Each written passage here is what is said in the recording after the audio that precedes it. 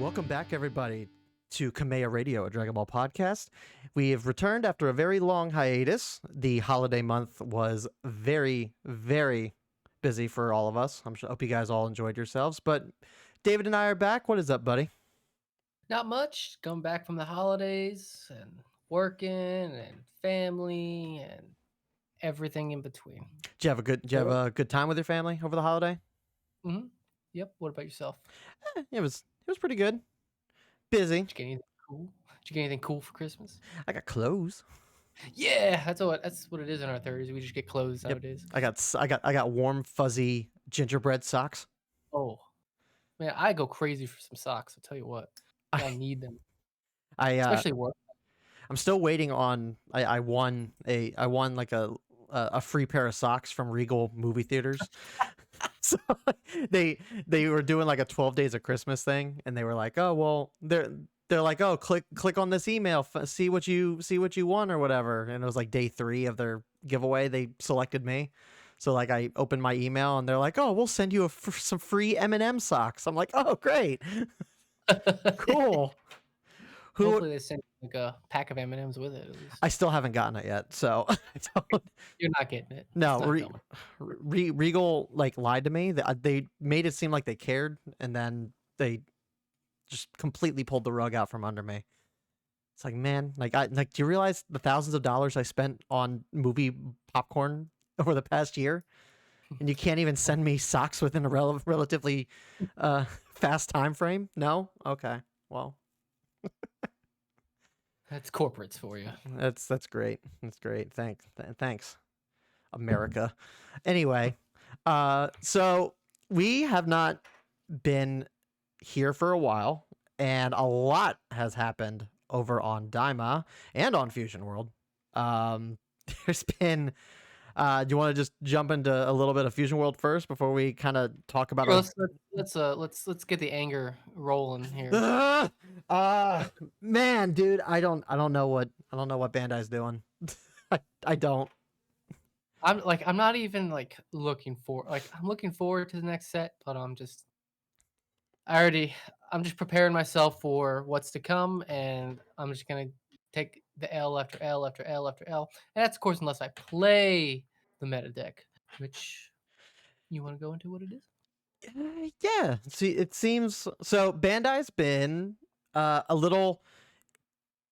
I don't want to say inconsistent because they've been very consistent when it came to the reveals. But the problem is that it seems like they're playing favorites with the new blue Vegito deck. Yep. It's not that.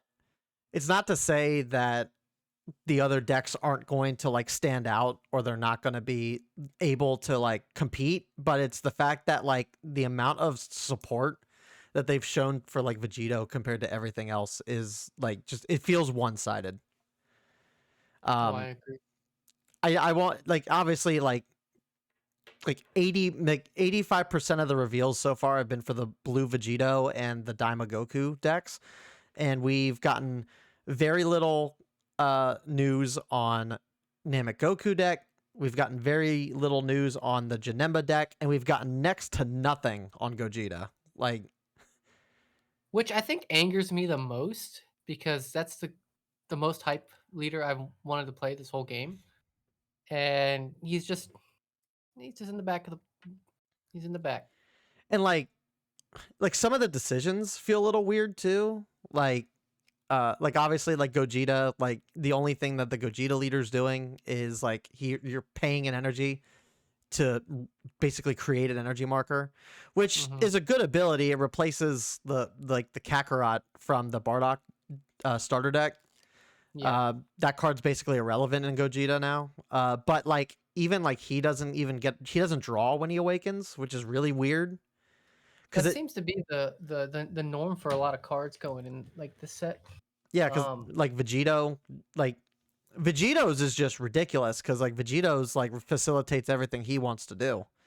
Yeah. He's just like, oh, 4 less life, you just take 10 cards, put it in your drop. Hopefully when you do that, you're at 20 cards to do everything he wants to do, and then you're good. Like, but he doesn't draw on Awakening. It's like we had a UI Goku last set, or this current set that did that, so I don't know why it seems to be like becoming a norm. I will say for the Vegeta, I'm sorry, the Gogeta was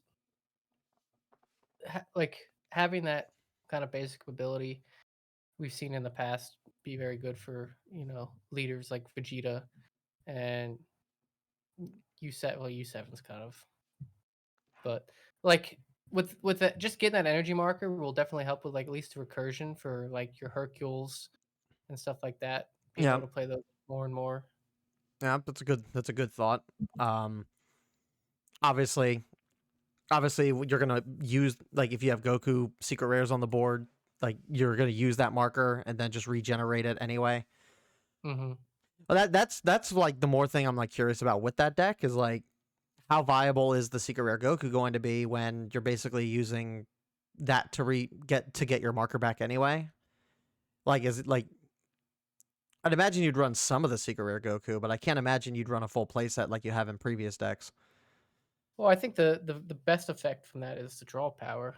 Probably like 75% of that card is better known for its draw power, I think, and I think that's why people run four of more or less than just the energy, getting the energy marker back. Yeah, and I mean, and then there's like Namek Goku, and Namek Goku seems like he'll be good. Like Mhm. I like what he's doing, to an extent. Like I think he's got a lot of like hyper self awakening. That one drop Mori card, which is like it's a 10k blocker with 10k combo, and he self awakens like a mandatory self awaken.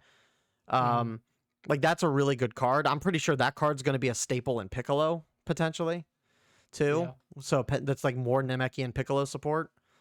Um, and then like on his awakened side, like he's swinging for 30,000, so he's a stronger Bardock in that sense. And then Yeah. he's got the Zamasu effect to basically when he's at 2 life, he can reset himself back to 3. Um, but the biggest issue that I have with that is twofold. It's one, the Zamasu effect is, I don't want to say it's a bad effect. It can be a very good and very like strong defensive effect. Um, but the problem with that compared to Zamasu is that green tends to lack draw power once they get to a certain point. Um, unless you're androids, because androids just does everything perfectly. Yep.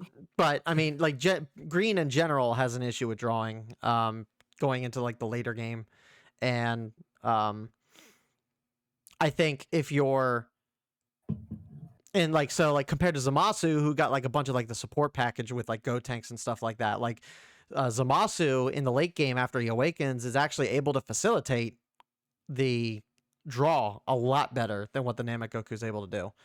Mhm. Um, and then the other aspect of it too is that it's twofold. It's with this next point, it's the fact that on defense he's a 20k leader. He's just a standard leader. Um, Yep. so he's already going to be at a disadvantage defensively in that regard. And then if you're doing all the hype, and then the other thing too is that for the majority of the cards that you want to run in that deck, like you kind of want to be at 2 life or less. And like as we know, being a 2 life is probably the most dangerous thing that you could do in any Fusion World deck. Yeah. You're basically walking a tightrope. Yeah, like you got like yeah, he's got like extra cards that allow him to draw when he's at 2 or less life, which I guess is a good thing. Um, but you have to commit resources to be able to play those cards. And then there's other extra cards that's like you got to pay 3 energy, you got to pay 5 energy, and it's like how many of these cards are you running? And then how often are you actually going to be playing them? Yeah. So I mean, it's a little hard to say just because like we've only seen like a fraction of what the support for that deck's going to be, but it seems like it'll be fun at the very least. But unfortunately, uh, when it comes to any sort of card game, like fun only gets you so far. So Yeah.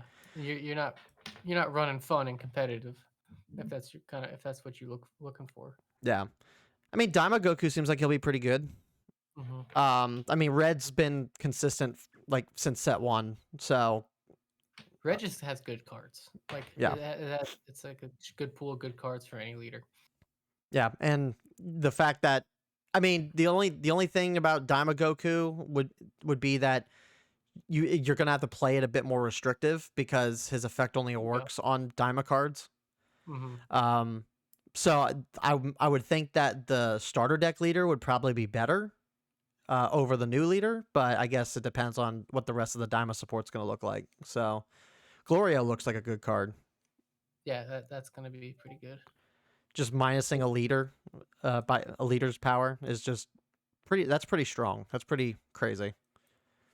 Yeah, when you could just minus Vegito by 5, so instead of a 40k attack, he's gonna be 35.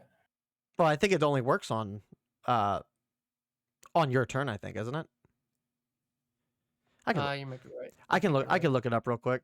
I'd imagine that it's. I'm pretty sure that it is. Where's Twitter? I'm looking for Twitter quick. um. Yeah, Glorio is. That's the pansy. There he is. It's just an on-play effect for the turn. Okay. So it's on your turn, basically. So Vegito still gets his 40k. Yeah. He still gets his 40k. There's no stopping that. Yeah, Vegito's gonna be nasty though, going into the next set, just based off everything that we've seen. What are you I like out of all of the support that Vegito has, like what's the one thing that worries you the most with it? Um, the 6 drops. I think I like if the 6 drops weren't a thing, I could see the 40k being like, yeah, it'd be like a little annoying, but I think you could get over it. But like with the 6 drops, you're just 40k, boom, reset, 40k, boom, then another 40k from your leader. You have 2 of them, that's 5 40ks, and then if you mill to 0, 4 50k swings, then a 40k. I mean, Yeah, that's situational, but because you can just bump up the leader to 50. Yeah, yeah. with a combo. Yeah, my worry with Vegito is that, and this could just be me, but I feel like Vegito might have like the best curve in the game.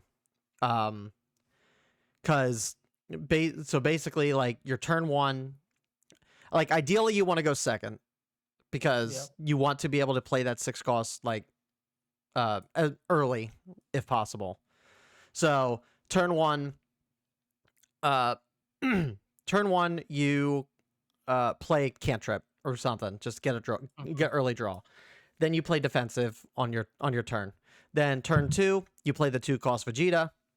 That self awakens every time you swing, and he mills like the top 3 of your deck. So basically, you're in the early game. You're defending everything you possibly can, and you're relying on your Vegeta to mill your deck and self Yep. awaken you. Um, so by the time turn 3 comes around, you should be close to 10 cards right out the gate there. Um, then turn 3, maybe you run the 3 cost Vegito. You throw that down, maybe bounce something to the bottom of the deck if you're lucky, because it'll be your opponent's turn too, so that makes them a 1 cost. Mhm. Um, so that would, yep. So that would basically take care of your opponent's board that turn. Then turn 4, you play the new 30k 4 cost that uh, bounces back a 3 cost. Is it? I think it bounces a 4 cost back or Is three it 3 or cost. 4? I think Uh, it's 2.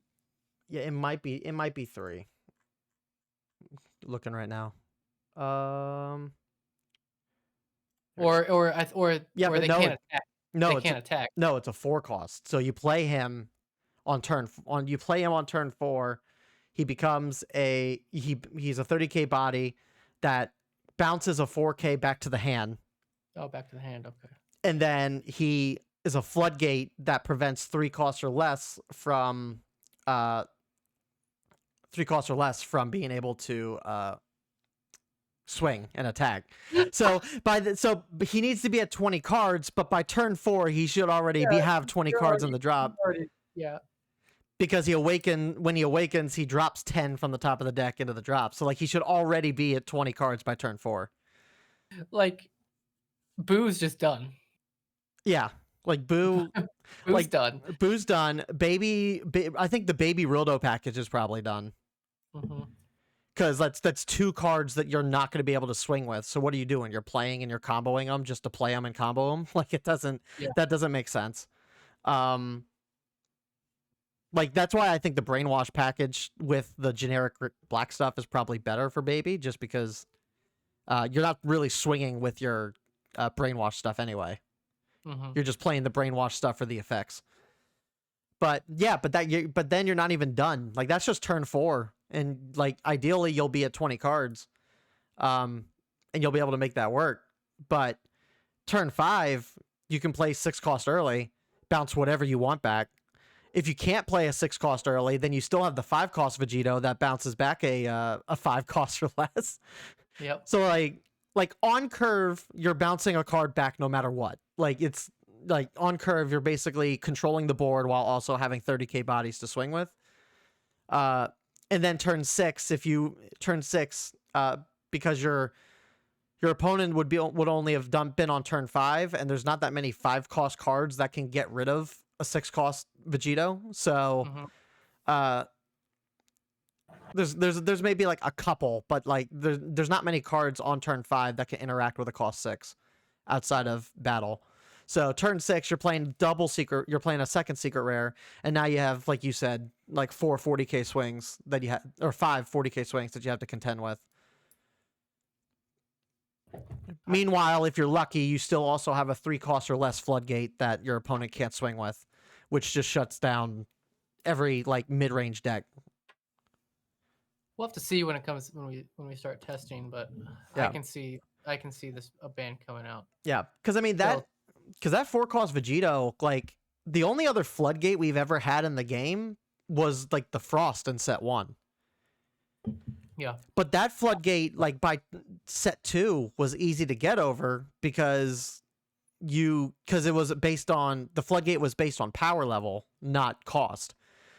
By putting cost into the effect, you're hitting a much wider range of cards. Like it doesn't matter how strong those cards are. They just can't attack. And especially like with red, like red's like heavily reliant on that 3 cost Tournament of Power Gohan to get the 15 minusing. You're not even going to be able to get that effect off with that Gohan. So it's like what in the world are we doing? I don't know. Vegito looks scary.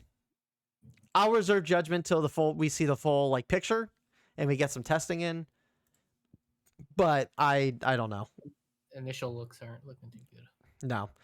On the bright side, and if you're, a player that got really lucky on their set 2 pulls and got a full play set of the 5 cost Vegitos, and you got really lucky on your and you got really lucky on your pulls for set 4, and you got all your 6 cost Vegitos, you know what you need to run? You need to run Vegito. That's like, because I foresee that deck being the most expensive deck in the game, easily. Don't forget your Pilaf engine too. And Pilaf, because Pilaf is still, really strong 5 sets in. So it makes me wonder, like, Vegito probably is going to be a 60 card deck. I don't see a reason why you wouldn't run it at 60 cards with the amount of milling you're doing. But like, how viable is Pilaf going to be? Because Pilaf can only pick up 1 cost Earthlings. I think it's the picking up itself kind of thing. I don't know. I wouldn't see a reason why not to put it if you're putting 60 cards in. It's 10k combo regardless. Yeah, it's one of those things where, yeah, he picks himself up, but like you're diluting your deck a lot by having a 60 card deck. And so even if you run the Pilaf, you have the issue of, will you find your other Pilafs while you're milling? Because more than likely, the odds of you having 1 Pilaf in hand start a game out of a 60 card deck is small. And then you have to hope that you see those other peel-offs. But the problem being too is that even on a perfect curve, like you're not going to have time to play peel-off with Vegito, and you probably don't really need peel-off with the way he kind of plays. I don't know. Yeah, I mean, all you need is one, but it's kind of one of those, maybe in testing it'll get hashed out, but Yeah, who but knows? we'll see, I guess. Hopefully we'll be able to get a bigger picture here. Next week will be, I think, 1 month until set 5. So I'm thinking by the end of next week we should have the full set list. Mm-hmm. But we'll have to kind of wait and see.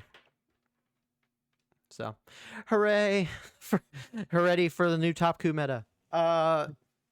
So yeah. Now let's get into some Dragon Ball Daima. And man, in the time that we've been away, a lot has happened. A lot. I don't even know where to begin because of how much has actually happened. We could start with episode 8, which was fight, right? It was the Tamagami number 3 fight. Mm-hmm. And AKA I would say I don't know about you. We won't talk about the latest episode just yet, but as like an ode, or like I guess as a prior mention before we get to that discussion, I still think the Tamagami number 3 fight was still the best fight in the show so far. I will agree. It's probably not the most hype. It's not the most hype episode, but it's definitely the best fight. Yeah, the artwork, the animation, and whatnot that they put into that whole fight was awesome. Like it looked like fantastic. I just want to know what Goku's pole's made out of. His power pole. It broke his hammer in half. Yeah, it broke. It broke. Did it break the hammer or did it break the handle? I don't. Regardless. Yeah, the amount of I think I want to say it broke the handle, because the hammer itself I think was made of kachin, so which means that Goku's hammer or Goku's power pole has to be made of kachin too, because I don't know. But I mean, it's a pole, so it'd be made of wood. So what's a demon? It's got to be from the demon realm too, because what wood is strong enough to handle a kachin hammer? I'm not sure. One, yeah. Apparently.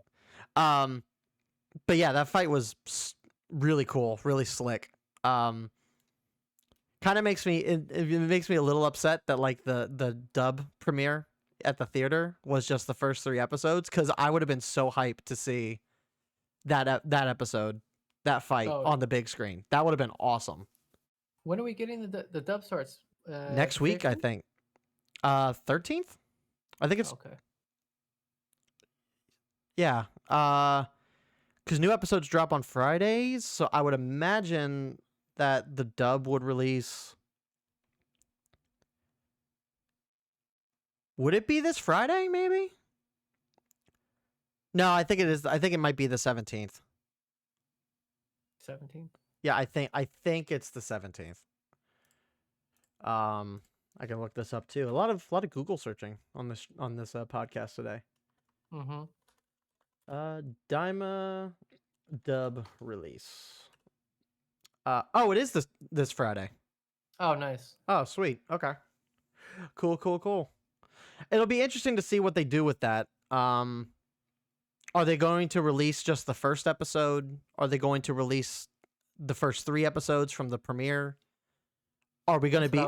Are we? I don't want to get my hopes up and say that they're going to release all the episodes up until the most recent one, because I think that's going to be too generous for Toei. Oh, yeah. But at the very least, I hope that it's at least the premiere episodes. That way it's like, okay, we got a head start. We're only like 7, 8 episodes behind, something like that.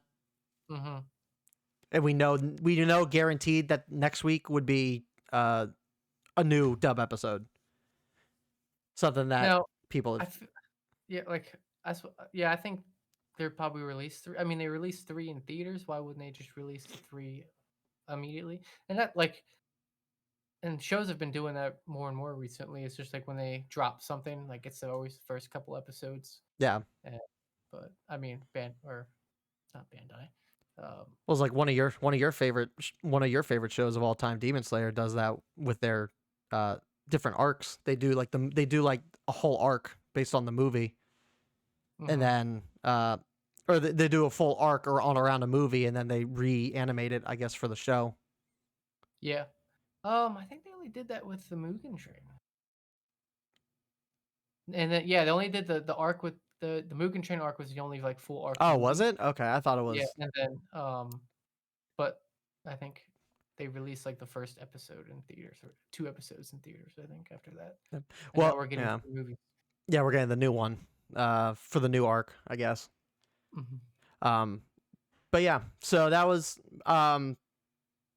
so I liked that the challenge with the Tamagamis then too was like, okay, we're gonna fight,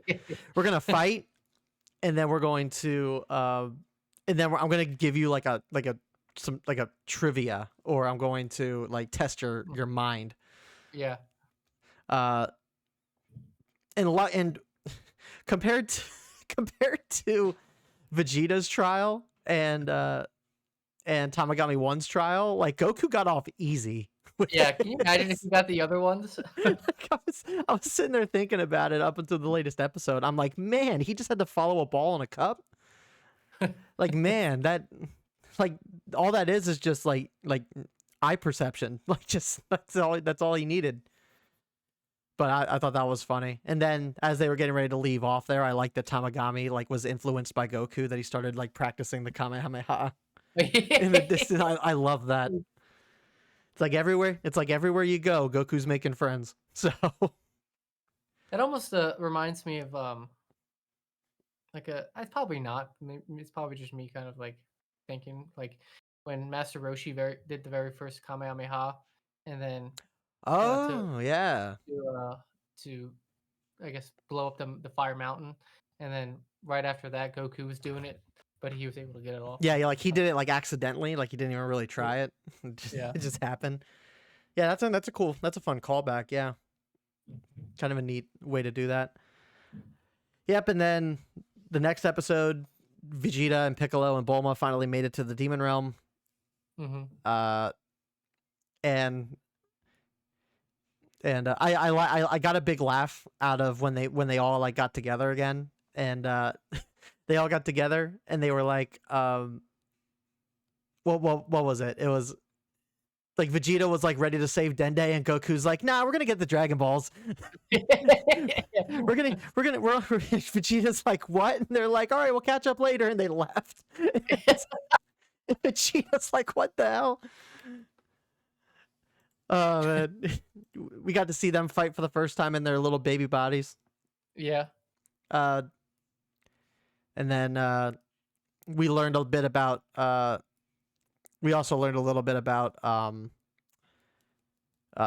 more about Shin. We learned that I guess Deborah's father was the one that was like he was being tyrannical towards Shin's race. Yep. Um, and it forced the Glind to actually like leave the demon realm Mhm. because of his oppression. Uh, so we at least know that under Deborah's rule it was worse, or his father's rule it was worse. Um, but who knows how long ago that was. And then we also found out that the trees that create the Glen basically are dead, so the Glen can't even reproduce or anything anymore. So they're a dying species basically. Yep. Which is really sad because like if you think about it, it's like eventually like They're gonna die out. they're gonna die out, but like that also means that every god of destruction dies out too. What like, what's their like, I wonder if Because like because the Supreme Kai, a Supreme Kai is tied to the life of the god of destruction, and if one dies, the other dies. well, like, what's their lifespan, though? I don't know. Maybe because if the deity glins are like, maybe they're almost immortal. Like look at the ancestor. Like how old is he? Well, we know that old Kai is only old because I don't know. I think it might have been filler. I don't know if it was confirmed or not, uh, but like, I remember something being mentioned about him fusing with a witch with the Patara earrings, and that's why he's old. Oh yeah. I can't remember if that's canon or if that's filler though. Do we have an age for Shin? How old Shin is? Back to Google. um, that's not Dragon Ball. That's something else. Um, let's see here.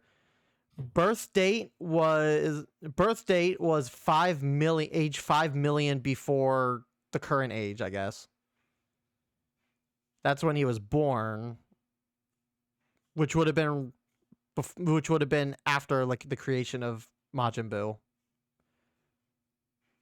Um, I don't think we have an age, honestly. Well, Beer said he's lived for like what, tens of millions of years. Yeah, let's look into that because that'll give us a bit of an idea. I don't know. I don't know if that was like retconned or what. Or Beerus, the god of destruction of Universe 7, is at least 75 million years old and is likely over 200 million. So, but that's when he was born, not when he was made god of destruction. Yeah. So when Beerus was born, more than likely Shin was not tied to him. So I kind of hard to say. Still a big gap. Yeah, it's just broad enough where there's no contradictions. Like we have no contradictions whatsoever in that regard, which I guess is a blessing rather than a curse for something like Dragon Ball. But like how long does his race live? Yeah, I mean, who knows? But I mean, either way, eventually he's gonna die out. Mm-hmm. But clearly it'll happen after Goku's time. Yep. Probably. So at that point, the franchise will probably be over. So we might get a spin-off series of like Goten and them, but then it's like how far could like Dragon Ball like exist before like in like the current timeline before like we're so diluted from the cast that we grew up on that it's a shell of its former self.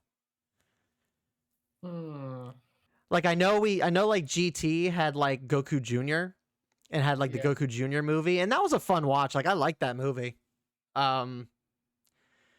And I wouldn't be like opposed to like seeing like Goku Jr.'s like exploits and fights and stuff, but like at that point it's almost like peaceful. Like I don't know if he would even have the fights like Goku had. I feel like by the time like the original cast and everybody are gone, like I feel like they'd be so much like AI technology that they could just be like recreate the voice. Yeah. And continue to keep it going. I mean, we could basically do that now. No, the Nozawa is definitely living forever. It's very clear. It's very clear that she, in her graceful age, that she is definitely like gonna live forever.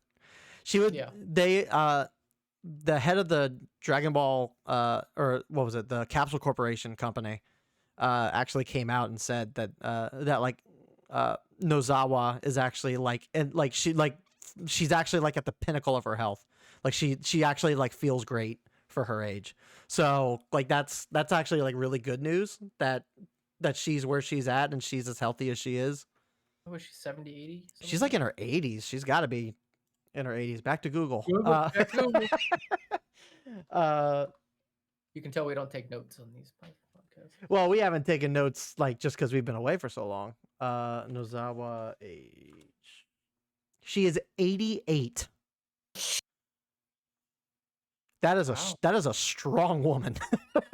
Good for her, man. Yeah, she's definitely doing good. She was born in 1936. She outaged Crocodile Dundee. Like, man, we need to figure out like what like the Japanese do differently over there to stay as as healthy as they do, and bring that over here to the States. Eat better food. Yeah, get rid of fast food. That's all it is. So yeah, they go to. So then at the end of that episode, I think Arinsu manages to recreate, or she basically creates a new Majin in Majin Ku, Majin Ku. and it turns out that Majin Ku is not as strong as she would have liked it to be. Nope. They went to go fight. They went to Cyberman. yeah.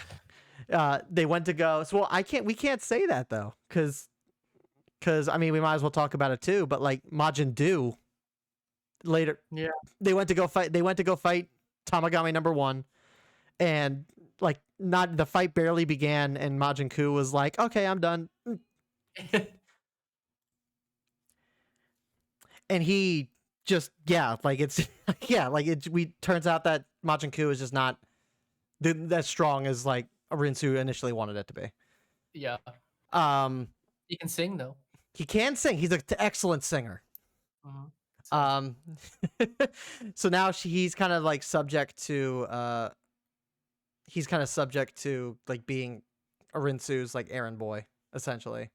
Mm-hmm. So his failure led to Arinsu then using the last of Majin Buu's essence, and decided to create Majin Do, which is made of the same stuff that Majin Ku is. The only difference being is that like I thought it was interesting how they determine strength when they create these Majins.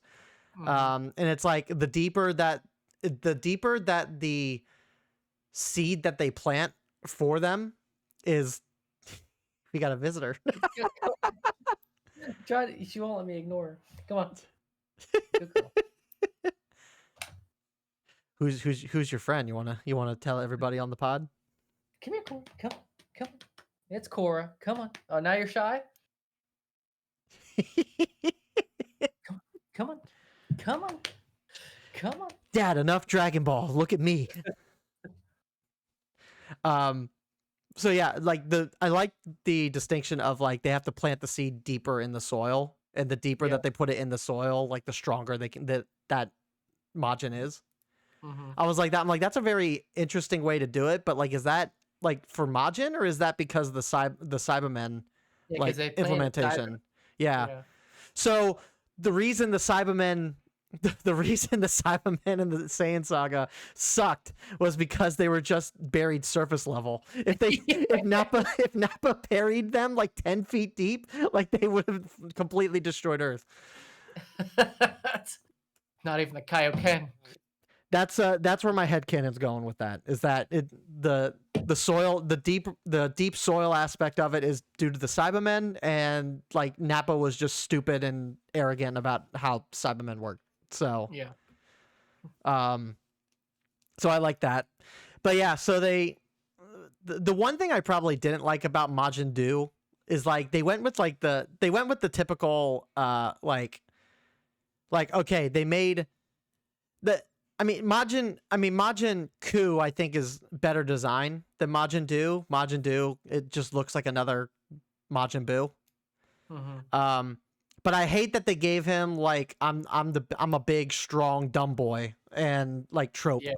Well, I almost wonder if it was just like because you have two like in the Buu saga you had like the smart Buu or like Buuhan and Buu Tanks or Super Buu, and then you had Fat Buu.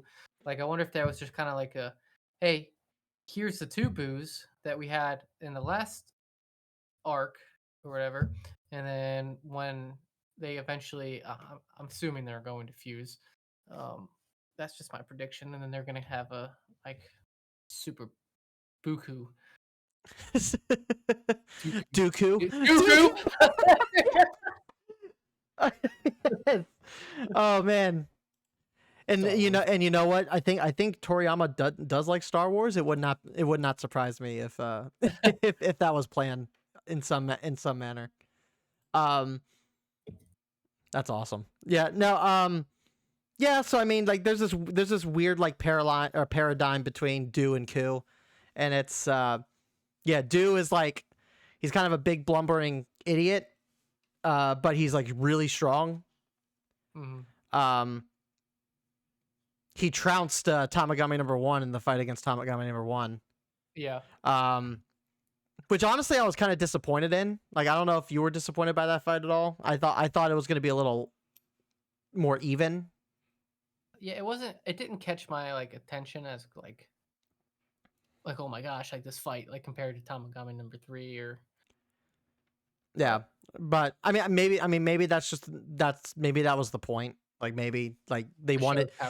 they wanted to take the eyes off of Tamagami number one because he's not the central focus of the story they're trying to tell, right? Mm, Like, he's probably stronger than we expect him to be, but because of the narrative needing to be pushed forward, like, he's obviously got to be weaker than Majin Do in Yeah. order to progress that. So, um,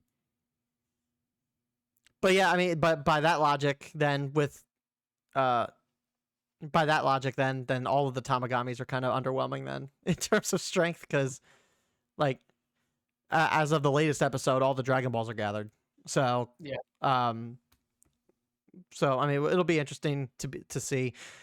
Are we gonna see like a return to form with like maybe Namek, where like oh they're playing cat and mouse with each other to try and get the Dragon Balls from one another? Because that was probably like my favorite aspect of like the Namek saga was like the fact that like Goku wasn't there and they had to do Yeah. like stealth ops to go in and steal Dragon Balls from one another, and like I was like I'm like that was like a really fun part of like the Namek saga for me. Well, I wonder if Glorio is just gonna take them and then when they're not looking. Oh, that's true. Yeah, he hasn't reported into Dr. Arinsu at all since episode 4, 5. 5 maybe. I can't the Minotaur episode. Yeah. So yeah, I mean, Arinsu might call him and be like, "We captured the Dragon Ball. What about your end?" And then Glorio will probably try to steal those Dragon Balls and report back. Yeah. That makes sense. I'm still curious what they're gonna do with Glorio, because obviously, Is he like, gonna? I like his character a lot. I wish we could see more of him, and I'm thinking we're going to, but it's like what are we gonna do with him going into these next couple episodes? Yeah, he's at a crossroads now. Like, do I continue what my original journey was, or Because it's not like he disdains like Goku and crew at all. Like, no? it's not like he like hates them. It's just like he could just be looking at the thing with Arinsu as like a job. Or But maybe she's holding something over his head. yeah, that too. But yeah, so like all it's gonna take for him to switch sides is Goku actually pronouncing his name correctly. Like, That's gotta be. It's got. I feel like that's a foreshadow. yeah, I feel like that's a. he's gonna be like Glorio, and he's gonna be like, like his heart grows like 3 times bigger, like the Grinch, Yeah. and then he switches sides. I don't know. It'll be interesting, but yeah. But then the last thing we saw with the Tamagami 1 fight too was like the second trial, which was like if it wasn't for Majin Ku being as smart as he was, Mm-hmm. because like the question was what, like they showed like a bunch of numbers on like a teleprompter or something, and like you had to add up all of those numbers to the sum to its sum, Yeah. and Yeah. it was like there was like 6-digit, 7-digit, 9-digit, 20-digit numbers that was thrown in there, and like Majin Ku could just count all that and did it. Yep. So I think we're gonna get another Buhan situation. I agree that I think Ku and Do are gonna fuse, Mhm. but like it's gonna be Do's strength with Ku's intellect, Yeah. and it's gonna be a lot scarier than Buhan was. Because I mean, yeah, like Gohan's smart, but like Majin Buu wasn't like all that smart either. Like Yep. I doubt Gohan would have been able to solve that math problem at the end. Oh, definitely. So like if Majin Ku was able to solve that, but Gohan probably can't, then that speaks, I think, to the level of how smart the fusion will end up being compared to Buhan. So Majin Dooku eventually comes in. Majin Dooku. That's it. That's gonna be. I have a 85% chance that's gonna be the name. It makes sense. I wonder how they're gonna do it though. Is like Do gonna swallow Ku? Like, is he gonna absorb him? Who's gonna be the main body and who's gonna be the absorbed body? Who's like, or are they gonna do the bug? Are they gonna do the bugs? Do they somehow know the Metamorph fusion? Are they gonna like do that fusion? Like who? Like, I don't know, man. It's because now we're getting to the point in like the show where it's like anything can happen, and I think that's more prevalent than ever with the latest episode.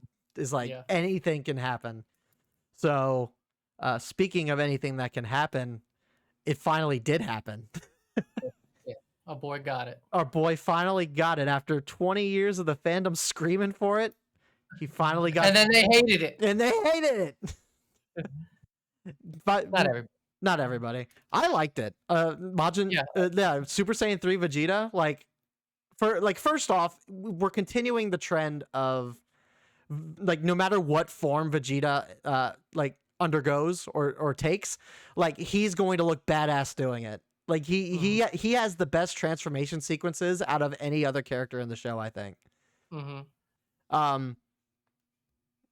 Like him going Super Saiyan God in the Broly movie was fantastic. Super Vegeta was fantastic. The Majin Vegeta transformation was pretty epic for him. Yeah. Ultra Ego in the manga, which I'm still waiting for that to be adapted, because that's going to be a stunning transformation sequence for him in the anime. Like him going Ultra Ego, like again, like real, like so much flair in that, and like he had to do it here too. Like it was just he's been consistently like cool in those transformation sequences. What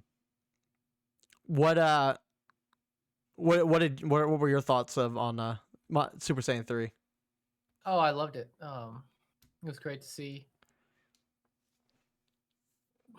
I get why they like. I wish the hair was kind of more like down, like kind of like what Goku's was, but I get why they did it because that's like it kind of makes we have Vegeta's hair. It's stand up. You don't want to be exactly like Goku, but yeah, I guess because I'm just so used to the iconic look of that, like the hair kind of coming down instead of just standing up all the way. But and I think a lot of people have an issue with that just because like we've seen it with Super Saiyan 3 Goku. We've also seen it with Gotenks because his hair went down. But even then, like you look between Gotenks and Goku's Super Saiyan 3s, and like they're so incredibly different. Like when you look at Goku's, you see that like his hair like goes back at the top a little bit, but then it extends down.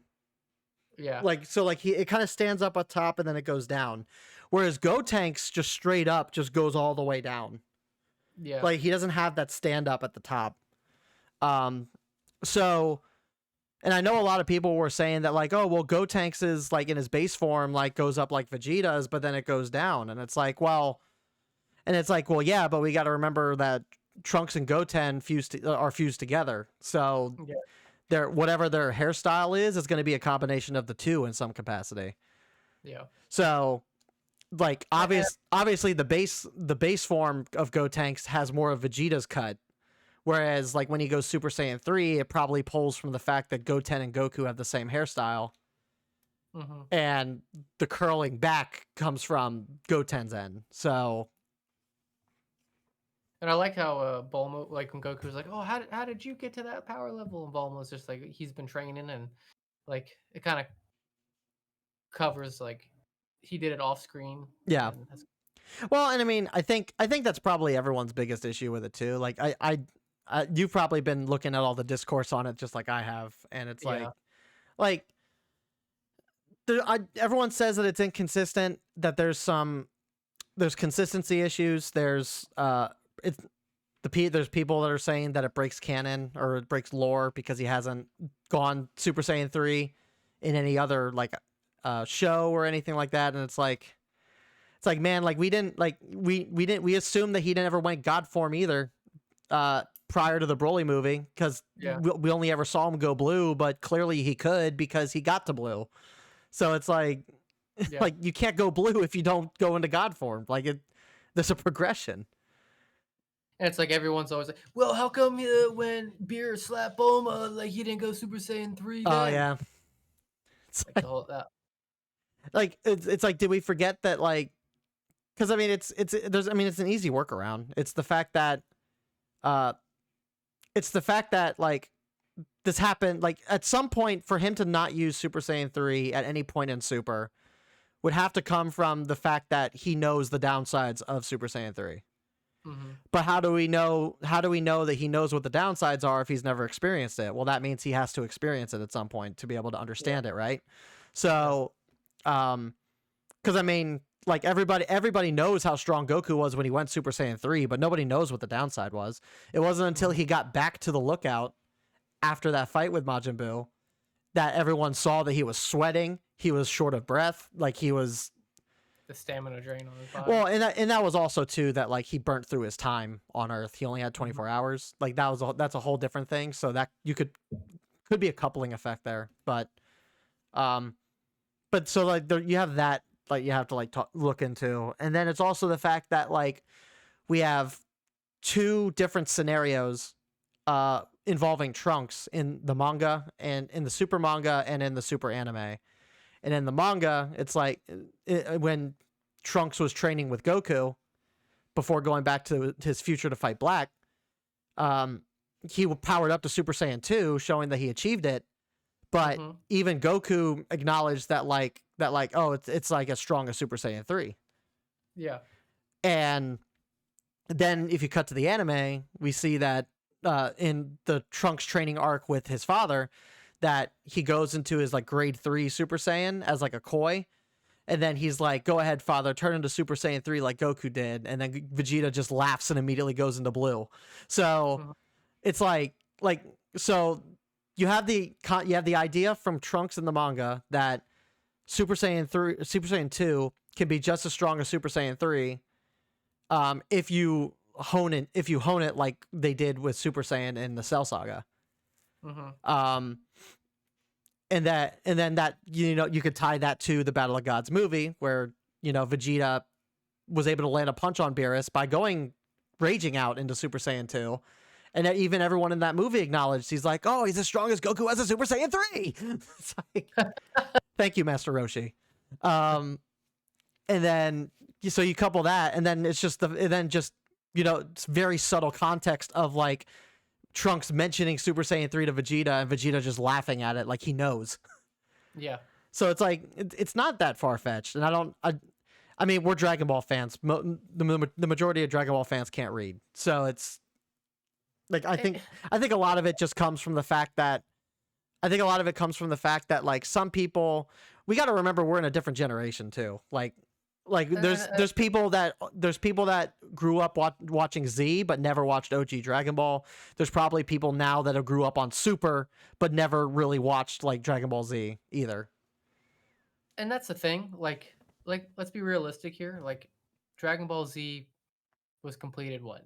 Early 2000s, late 90s? 96. 96? Okay. For 96 to 2024, I guess what that would be when that came out. Like there's so much time, between like making different shows and stuff like that. Like when you're gonna put and then you want to put something like that in, yeah, there's gonna be a couple holes. That's just kind of the way it is. So, instead of like nitpicking on like, oh my gosh, why didn't he do this when he's Beerus? Then just enjoy it.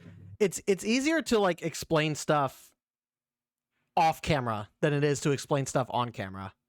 Like if something happens off camera and then it shows up later, like it's easier to explain that than it is like if there's a continuity issue of something that was shown previously and then is shown differently later on. Like it's, and I don't think the fact that like the manga and the anime for Super are two different continuities probably doesn't help things. And I can say that that's definitely like an error. Like it should have just been like the fact that we have to look at both of those mediums and we have to be okay. Well, what lines up perfectly between the two makes it canon.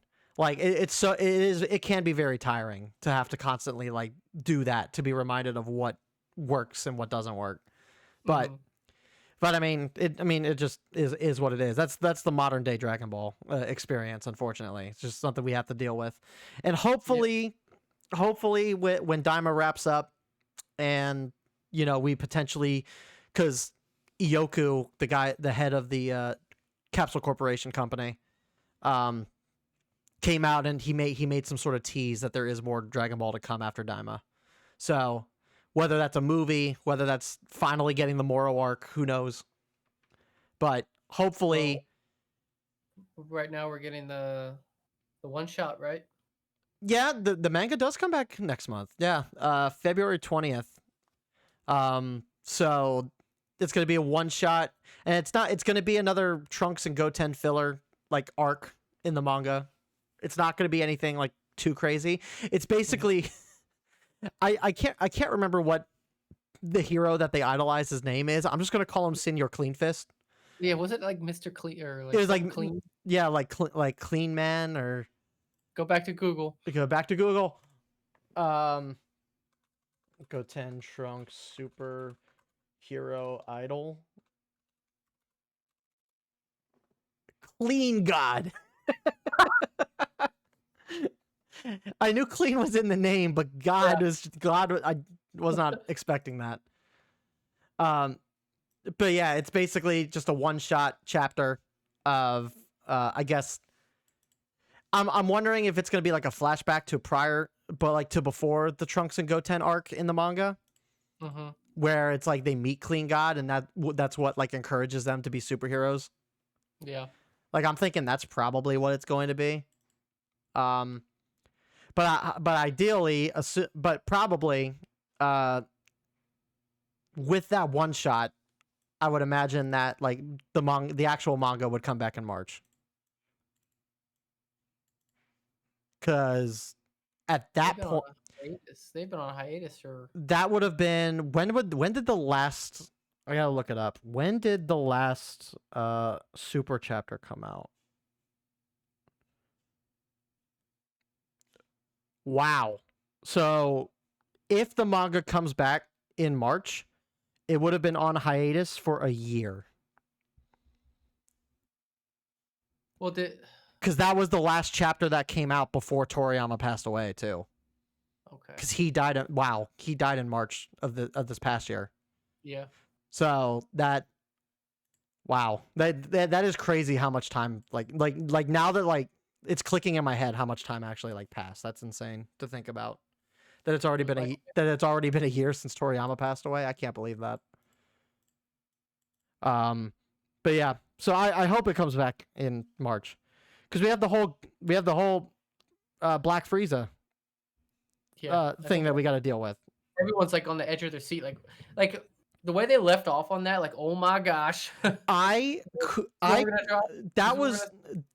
panel, like poor Gas, because that panel when Frieza arrived and just murdered him was probably the rawest paneling I've ever seen in the Dragon Ball manga ever. Like. The fact that his like whole body just disintegrated from flesh to bone to ash is just like like someone go back to 2005 AMVs where we played Linkin Park to Dragon Ball Z shots and like put those panels, like animate that and make an AMV out of that, because that was some pretty hype shit. Just one-shotted Ultra Ego and Ultra Instinct Goku. Like I saw that panel with Gas like dying, and I'm like, is this Dragon Ball? Like I can't believe that like they're going this hard here. How in the world? Yeah. Like how in the world did that like get approved? I don't even like as far as I'm aware, like one of the darker like mangas and animes is like Berserk, and I don't even know if like Berserk was that bad. Mm-hmm. Not bad, but like that gory, that gruesome. Yeah. So I don't know. Yeah, manga will hopefully come back. That'll be nice to have regular content again. Yes. I mean, Daima's been nice for that, but I don't think we're getting a manga adaptation of Daima. So, but yeah. So I mean, Vegeta went Super Saiyan 3, and it was probably one of the coldest fights that he's ever had, because he fought Tamagami number 2 with his arms crossed the entire time. So it's like, as soon as he went, it was a pretty even fight up until he transformed, and then it was pretty one-sided. So yeah, pretty much over. It's done. So yeah, I'm wondering if, because obviously Vegeta and Goku are going to fuse at some point, because they're going to have to fight the fusion of Majin Buu and Do, or Ku and Do. So are we going to see? What if I'm gonna throw a, as much as I hate to say it, I'm gonna throw a theory out. What if the Potara earrings, right? What if the Potara earrings were created around the idea of the fusion bugs? And what if that's where the origin of the Potara came from? And what if we get Vegito? Because at this point we're not getting Gogeta. Like, that's not happening. Because they don't fuse. Gogeta doesn't even like come around, and that they don't do that fusion dance till Broly movie. So to put Gogeta in would probably break some boundaries. Yeah. I can foresee a new fusion as well, but I know a lot of people put like fan art out there of like Goku and Shin fusing together, and those fan arts look great. Like, I like the concept and like the design that they went with for like those types of fusions, and I think I saw one for like Vegeta and Piccolo too. Like, they're cool designs, but for some reason I just don't see it happening, because in terms of strength, like Goku is so much stronger than Shin is. It's gotta be. It's gonna be Goku and Vegeta. Like, it has to be Goku and Vegeta. Like, why else would you bring them together if they're not going to fuse? Yeah, and make him Super Saiyan 3. If we're Super Saiyan 3 fusion. Like, if Vegeta never showed up into the Demon Realm, then yeah, I could see like Goku fusing with someone else. But no, I think it's going to be another Goku and Vegeta fusion.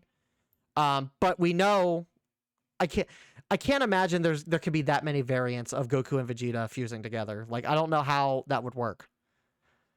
Because like they're already two completely different personalities and beings in the two different fusions that we know them as. So how would you like? And that's basically splitting up their identities and personalities like between the two, because it's two people to fuse. So how would you diversify it even further with a third fusion and make it different from the other two? I don't know how you would do that. So I'm wondering if Vegeto's and Gogeta's personalities mix. Yeah, I'm not sure. I could think of. Yeah, so like I'm thinking that like the Potara is like something based around the fusion bugs, and I think we're probably going to get Vegito again in the Demon Realm. But now that we know that Vegeta can go Super Saiyan 3, it's possible that like we might get Super Saiyan 3 Vegito. That'd be cool. I'd be all right with that. Which would be pretty neat. And that would open up a couple things, not really anything meaningful, but like obviously that would open up the fact that like if Gogeta ever shows his face again, and he's not just a one-off movie fusion thing, then we know that Gogeta would be able to go Super Saiyan 3. We would know that, but obviously like again, it doesn't mean anything because like Super Saiyan 3 is just outdated at this point in the current timeline. But I mean, that's my thought process. That's my theory. I think Janemba is officially out the window. As much as I would have loved to see that, as cool as that would have been, I would have loved to see that, but no, unfortunately, I don't think that's happening unless into the show. The only thing that I could think of that would even be a possibility would be like Goma, like transforming, like being some sort of villain before the end of it, and him having a transformation of sorts, and he just looks like Janemba because Yeah. he's got like the horn thing going on his head. So it's not like out of the realm of possibility that he could like transform to look like Janemba, but obviously it wouldn't be Janemba as we know it. So Yeah. Yeah, not our Janemba. I don't know. But yeah, we're about an hour in, so I think we covered the majority uh of everything that kind of happened. Where would you rank? How would you rank all the past couple episodes? Oh, we did forget Shin's name. I thought we talked about that in episode 7. Did we not? I don't think Nahare. so. Did we? Because it happened. Because we learned his name after. Because they stole the Gendarmerie ship. Yeah. And like they saved Pansy from being taken. I think that happened before the Tamagami fight. Yeah, because they stole the ship and then they went to where Tamagami 3 was. Yeah, it's been too long. Yeah, we shouldn't take this long of a hiatus again, but well, obviously special circumstances, holidays and stuff. So, Yeah. But yeah, how would you rank the episodes? Episode 12, most hype. Mm-hmm. Gonna say probably Tamagami 3 fight was probably the best fight. Yep. Get some filler stuff in between. Was okay. But 12 being my favorite. Yep. I'd agree. 8 being right below that. And then Glorio Goku fight probably would be next on the list. Mm-hmm. Kind of just their other random fights that are pretty cool. Yeah. Yeah.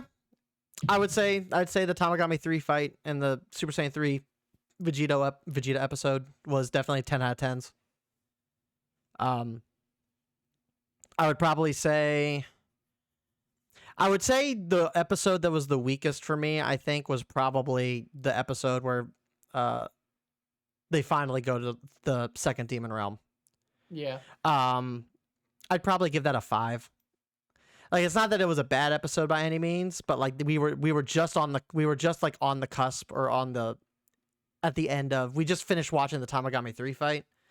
Mm-hmm. And then so we really dialed it down in that follow-up episode. So for me, that's probably like a 5 out of 10. Not a bad episode, but not necessarily a great episode. There's some filler. Yeah. Not filler, but like the Majin Buu and Ku stuff was pretty good. So I'd give those episodes probably 7s. Mm-hmm. I did like the lead up into the second Tamagami fight, where the old Namekian showed up too. Yeah, and we got a little more context on the Namekians itself, which was cool. Oh, we didn't talk about the relation to Zeno. Oh yeah, that was surprising. I didn't think that they were going to I didn't think they were going to connect all of like Super and stuff into Daima. Yeah, like with the good Demon King that created the multiverse, and he's just Zeno with pointy ears and a twirly mustache. I saw that and I was like, really? I mean, I understand that that's like Zenny's father to an extent, but it's like we had to make him this like mystical old man. We couldn't like make him like, I don't know, like why is like, I think back to like Sandland. Why does Beelzebub's dad look like Deborah? Like type deal. But that design looked cool. Why couldn't we make the first Omni King to be like that level of cool? It had to be this little mystical elf man. But no, it was pretty cool that they like connected everything kind of together with Daima. That was a neat thing to kind of do. outside of whatever ends up coming in these next couple episodes, like it's cool that like Toriyama thought about like his time with Super and was like, oh well, we should probably like try to connect this like as best as we can, Yeah, instead of making the show just like a a one off. one-off. Yeah, like I thought that was really cool. They didn't have to do that. Like we could have just assumed that that was the case, but having that context is actually kind of nice. Yeah.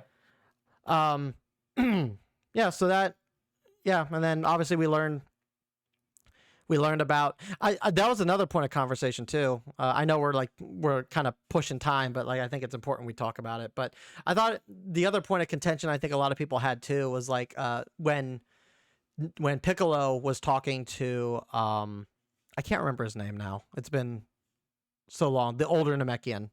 Yeah. And they like there was a mention of from the elder Namekian. He was like, oh, he's like you remind me of Kata. And Piccolo was like, oh yeah, that was my father. And I know a lot of people were upset about that, but like it really makes me think, like, because like Elder Guru on Namek mentioned Kata by name. Now, whose father was that? Was that Piccolo's? Was that Kami's? That makes me like think about it too, because Nails? I don't think it was Nails. I don't think it's Nail, because because we got that information before Nail fused with Piccolo. Mm-hmm. I'm trying to like think back to the timeline. So the nameless Namek, not Piccolo, but like the nameless Namek that left the Cataclysm of Namek, went to Earth and grew up by himself. And then obviously the corruption of like seeing humanity and stuff like corrupted the nameless Namekian. And so the nameless Namekian like had to split in order to save himself from being consumed by evil and darkness. And that's how we got Kami and Demon King Piccolo. But we also know that when Demon King Piccolo was beaten by Goku as a kid, that he spat out an egg, made it his offspring, and that became Piccolo Jr., which is the Piccolo we know of to this day. But it's a weird like disconnect, because on the one hand, like Piccolo is his own person. Mm-hmm. But he's the reincarnation of Demon King Piccolo. So like that essence of Demon King Piccolo like was in Piccolo Jr., but Piccolo Jr. also refers to Demon King Piccolo as his father as well. So I'm thinking that the reason why I'm thinking that the nameless Namekian was Kata. And that when they split, like obviously they became two completely separate characters at that point. And so Demon King Piccolo and Kami's parent was probably Kata, which was the nameless Namekian. If we're going off the idea of like reincarnation, and we're going off the fact that like you're at like when they spit out an egg or whatever, and they transfer their essence to that whatever that entity is, then we have to assume that like they are basically that person, right? Yeah. Mm-hmm. So by that lot, and like we don't know anything about the nameless Namekian's parents either. We just assumed that like they're like the nameless Namekian's parent was Kata, and Kata sent them off world to make them safe. Which it could be that way too. But it's not from Nail, because I think the only reason that Piccolo even knows of Kata at this point is because of Nail, because Nail was there when Elder Guru was telling that story. Mm-hmm. So Nail would have to know about those story details in order for Piccolo to know, because Piccolo didn't know before. So I don't think it's as deep as people kind of made it. I think it's confusing for sure. I think the confusion for it is justified, but I don't think it's as like big of a deal as people made it out to be. I think that's one of the lesser like quote unquote continuity issues that we have Mhm. that you could probably work around like based off what we do know. So Mhm. but yeah, so I mean that was pretty much all of Daima as we know it right now. We know that Daima's was on break last weekend. Daima, the dub releases on Friday, and the sub will also release at the same time on Friday. We'll see, Mhm. I guess. We'll see, I guess, what ends up happening in these next couple episodes because we're getting towards like the 75% point of the show. Yeah, Like almost done. we're kind of almost at the what do they call it? The climax, I guess. Yeah. Uh, so we'll see what happens with that. We'll see what happens with the dub. Would be cool if they dropped the dub all the way up to Super Saiyan 3 Vegeta, but I don't see it happening. I don't see that happening. Much Um, so. and I guess before we wrap things up here, one final question for you, David. Which of the Tamagamis is your favorite? 3. 3? Yeah. I just because it like design, just interaction, like his fighting style, like what sticks out for you? Um, I sh- I think his personality, and his like his hammer and like just I don't know I just uh, his essence like I don't know he seemed to be the more I guess Tamagami one like he's like the big boss Tamagami or whatever and um but like I just felt like 3 was cooler and I just I don't know I think it was probably the Kamehameha he was doing Yeah, at at the the end. very end. It's just it's silly but Yeah, I think my favorite was 2. I think Tamagami 2 is my favorite. yeah. I like his like he's got like kind of a bit of like a Atlantean design. Like he Mm, like obviously like he's very like maybe not Atlantean, maybe like I'm thinking like maybe an Aquaman type deal. Like he has like a trident or spear that he fights yeah, with. like Uh Poseidon. he's very like I like his fighting style, being able to like adapt out of water and in water. He had that weird like transformation boost Mhm. during that fight too, which was different from what Tamagami 3 or 1 did.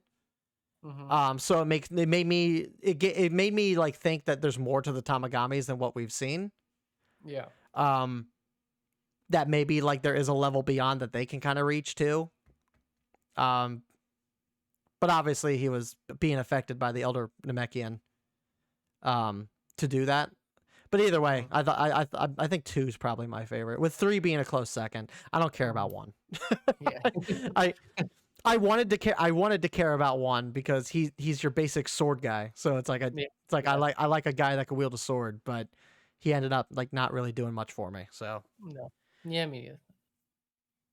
but 3 was just all right, that's gonna do it for today's episode, everybody. yeah. This has been KamehaRadio episode 8. We're glad to finally be back. We'll definitely have to be more consistent going into this new year. Now that the holidays are over. Now that the holidays are over. But we're gonna have a lot to talk about. Hopefully next week, with a potential special guest. Yes. We'll have to see. But with that said, thank you guys for listening in, and yeah, I hope you guys enjoyed the beginning of your new year, and we will see you guys all in the next episode. See you next one. Bye. Bye bye.